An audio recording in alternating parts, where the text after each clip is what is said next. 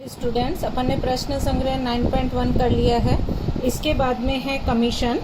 वस्तु का उत्पादन करने वाली कंपनी को अपना माल स्वयं बेचना संभव नहीं होता, तब वह किसी कंपनी किसी व्यक्ति पर अपना माल जैसे पुस्तक, कपड़े, साबुन वस्तु बेचने की जिम्मेदारी देती है। ऐसे व्यक्ति को विक्रेता या कमीशन एजेंट कहा जाता है। इस सेवा के बदले में कुछ पारिश्रमिक मतलब कुछ पैसे उसको दे देते हैं। जैसे अपना कोई भी माल है, जैसे पेन बेचना है तो खुद नहीं बेच के एजेंट को दे देगा और उसको कमीशन, 10 रुपए का पेन है बेचो, 2 रुपए तुम ले लो, तो 2 रुपए कमीशन हुआ। इस सेवा के बदले उसे कुछ पारिश्रमिक मतलब पैसा दिया जाता है, उसे कमीशन कहते हैं। कमीशन प्रतिशत में होता है और अलग अलग वस्तुओं का अलग अलग कमीशन होता है। जमीन, घर, पशु पक्षी, इनके मालिकों को ऐसी चीजें बिक्री करते समय आसानी से ग्राहक मिलेंगे ऐसा नहीं है, इसलिए बेचने वाले और खरीदार इन्हें पास लाने का कार्य जो व्यक्ति करता है उसे दलाल, मध्यस्थ या कमीशन एजेंट कहते हैं। जो भी मकान बेचते हैं तो वो कुछ पैसा ले लेता है और जो हम उसको देते हैं वो कहलाता है दलाली या कमीशन। अनाज, सब्जी, फल फूल इत्यादि कृषि उपज की बिक्री जिस मध्यस्थ के द्वारा की जाती है उस व्यक्ति को दलाल या आड़तिया कहते हैं। इस काम के बदले में मध्यस्थ को जो कमीशन मिलता है उसे दलाली या आड़त कहते हैं। दलाली या आड़त जो माल खरीदी करता है उसे माल बेचता है, इसे दोनों ओर से लेता है, खरीदते वक्त भी लेता है, बेचते वक्त भी। ठीक है। इसके बाद में है, ये तो हुआ कमीशन। फिर रिबेट किसे कहते हैं? जब हम कोई चीज लेते हैं तो दुकानदार, जैसे सेल चलती है वैसे ही रिबेट होता है, उसमें से कुछ प्रतिशत, जैसे 100 रुपए की वस्तु है, 10 रुपए रिबेट मिल गया तो प्रतिशत में होता है। जैसे खादी ग्रामोद्योग भंडार, हथकरघा से बनी वस्तुएं, दुकान, हस्तकला वस्तु बिक्री केंद्र, महिला बचत समूह आदि संस्था कुछ विशेष अवसरों को ग्राहक पर छूट देती हैं। जैसे गांधी जयंती पर हमें खादी में छूट मिलती है। दुकानदार को अंकित मूल्य की अपेक्षा जितनी राशि कम देते हैं इसकी पूर्ति शासन द्वारा होती है।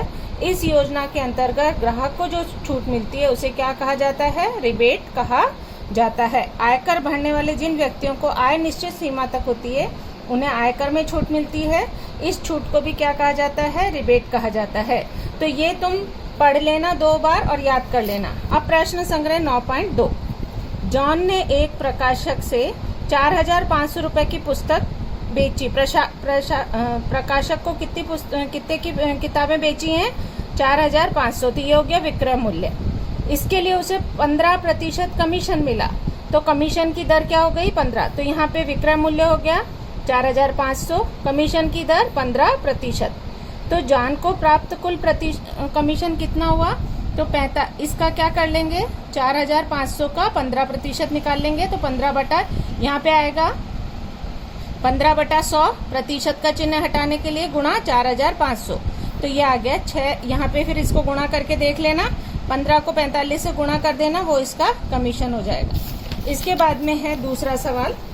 दूसरा सवाल देखो, रफीक ने 4% दलाली देकर दलाल के माध्यम से 15,000 रुपए के फूलों की बिक्री की, तो दलाली ज्ञात करो।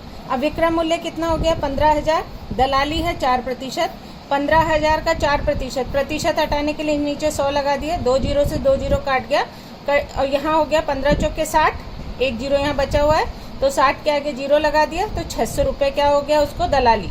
तो अब रफीक को कितनी राशि में वो, तो 15,000 में से कितना घटा देंगे? 600, तो 14,400 में। ठीक है। इसके बाद में है, किसी आड़तिया के द्वारा किसान ने 9,200 रुपए का माल बेचा और 2% दलाली। कितने का माल बेचा है? 9,200 का, दलाली कितनी है? 2%। तो 9,200 का 2% निकालेंगे। जैसे यहाँ 15,000 गुणा 4/100 किया था, वैसे यहाँ 9,200 गुणा 2/100, तो 9,200 2/100, 2 जीरो से 2 जीरो काट दिया, 92 को 2 से गुणा कर देना, ये आ गई उसकी दलाली। इसके बाद में जो चौथा सवाल है, उमा दीदी ने खादी भंडार से कितनी वस्तुएं खरीदी हैं? पहले तो उन्होंने 3 साड़ी खरीदी, 560। एक साड़ी 560 की है, तो 3 कितने की हो जाएंगी? यहाँ देखो 560 को किससे गुणा कर देंगे? 3 से। फिर शहद की 6 बॉटल खरीदी, 1 बॉटल 90 की है तो 6 हो जाएंगी, 540 की। साड़ी कुल कितने की हो जाएंगी? 1680 की। अब दुकानदार को दोनों मूल्य मिलाकर देंगी 2220 रुपए। ठीक है। अब वो 12% उनको रिबेट मिल रहा है, तो इसका 2220 का 12% निकाल लेना। अब जो मूल्य था 2200 रुपए में से उनको ये रिबेट मिल गई, तो उनको कितने रुपए दुकानदार को देने पड़ेंगे? 1953 रुपए 60 पैसे। ये हुआ तुम्हारा चौथा सवाल। पांचवा सवाल देखो, दी गई जानकारी के आधार पर निम्नलिखित रिक्त स्थान भरने हैं तुम्हें। सबसे पहले श्रीमती दीपांजलि ने 7,50,000 का घर ही खरीदा है। अब घर खरीदने के लिए उन्होंने कितने दिए हैं? 7,50,000।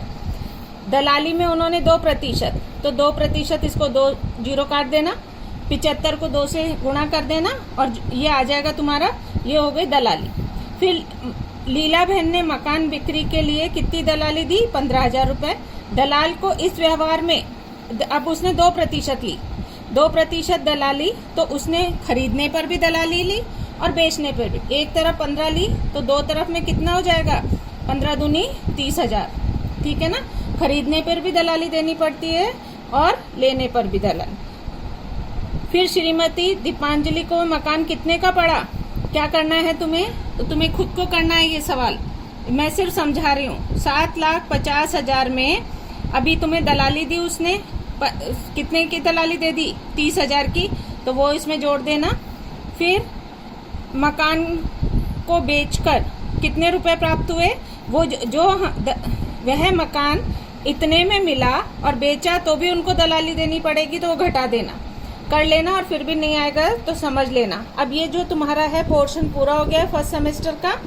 अभी रिवीजन करना है, रोज मैं सवाल दूंगी वो करके और मुझे भेजने हैं। Thank you.